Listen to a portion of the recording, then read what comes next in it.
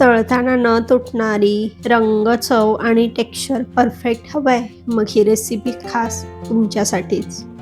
एक बारीक चिरलेला कांदा, कोथिंबीर, 2-3 बारीक कापलेली हिरवी मिरची, 4-5 बारीक केलेल्या लसूण पाकळ्या, 1 वाटी बेसन, थोडंसं जिरं, हळद, लाल तिखट, काळा मसाला, चवीनुसार मीठ, थोडीशी साखर आणि चिंचेचा कोळ. गरजेनुसार पाणी घालून बॅटर तयार करून घ्यायचं. 1/2 वाटी पाणी मी इथे वापरलेलं आहे.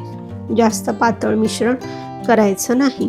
अळूची पानं स्वच्छ धुवून देठ काढून घ्यायची. लाटण्याने पानांच्या जाड शिरा हलक्या सपाट करून घ्यायच्या.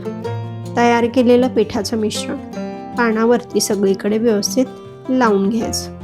दुसरं पान ठेवायचं, त्यालाही पीठ चांगलं लावून घ्यायचं. तिसरं पान देखील मी ठेवलं आहे, त्यालाही चांगलं पीठ लावून घेतलेलं आहे. दोन्ही बाजू साईडने आतमध्ये दुमडून घ्यायची. वरती थोडंसं पीठ लावायचं.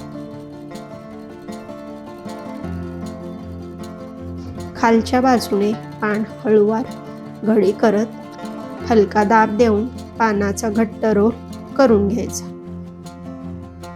शेवटी थोडंसं पीठ लावून तिथेही चांगलं चिटकवून घ्यायचं, म्हणजे वडी तळताना सुटत नाही.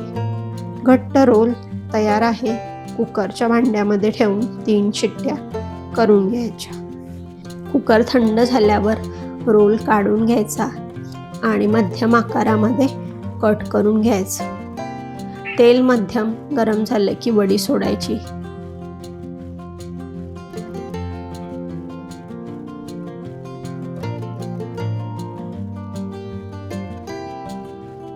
खालची बाजू सोनेरी झाली की उलटून दुसरी बाजूही खमंग तळून घ्यायची.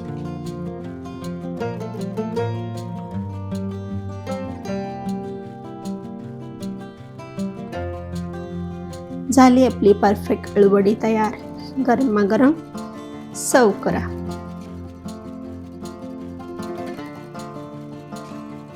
भेटूया लवकरच. तोपर्यंत काळजी घ्या. घरच्यांसोबत स्वतःचीही.